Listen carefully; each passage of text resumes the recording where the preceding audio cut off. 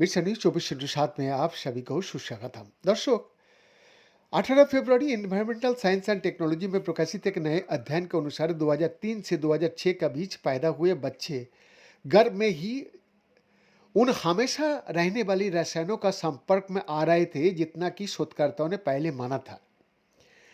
दर्शक, इन रसायनों का पर और पॉलीफ्लोरो अल्काइल पदार्थों या पीएफएएस कहा जाता है, जिनमें हजारों यौगिक शामिल होता है जिनका अभी भी व्यापक रूप से उपयोग किया जाता है।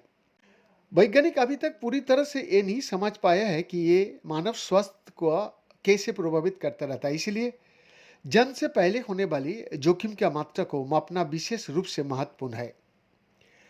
दर्शक, इस शोध का नेतृत्व माउंट सिनाई स्थित इकान स्कूल ऑफ मेडिसिन में जनसंघ का स्वास्थ्य विज्ञान और नीति की एसोसिएट प्रोफेसर डॉक्टर सेली एच लियूजी ने किया।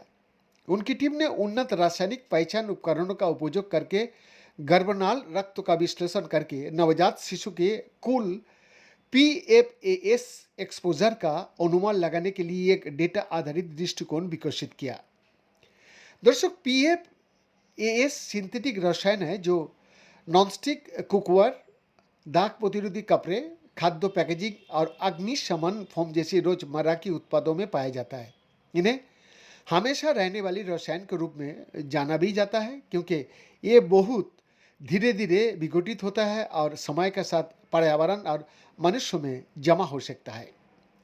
दर्शक, जन्म से पहले रासायनिक पदार्थों को संपर्क में आने की समस्या को बेहतर ढंग से समझने के लिए शोधकर्ताओं ने सिंसिनाटी स्थित होम अध्ययन में नामांकित 120 शिशुओं से 2003 और 2006 के बीच एकत्र किए गए गर्भनाल रक्त के नमूना का अध्ययन किया। चूंकि ये बच्चे अब किशोर अवस्था में है, इसलिए टीम भविष्य में प्रारंभिक रासायनिक संपर्क और इसका बाद की स्वास्थ्य परिणामों के बीच संबंध स्थापित कर सकती है।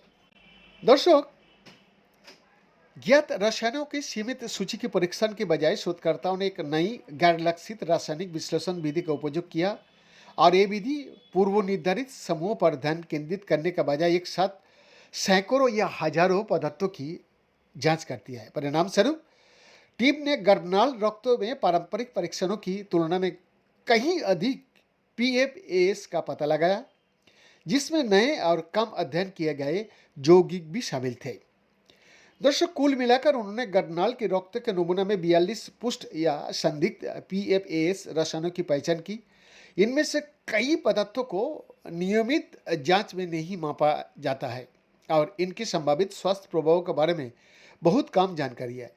निष्कर्ष से पता चलता है कि शिशु जन्म से पहले ही पीएफएस की एक विस्तृत श्रृंखला का संपर्क में आ जाता है, जिनमें पर फ्लोरिनेटेड रसायन, पॉलीफ्लोरिनेटेड रसायन और फ्लोरोरोटालामर भी शामिल होता है। बीएन का exclusive report, mission news 24/7 Ranchi.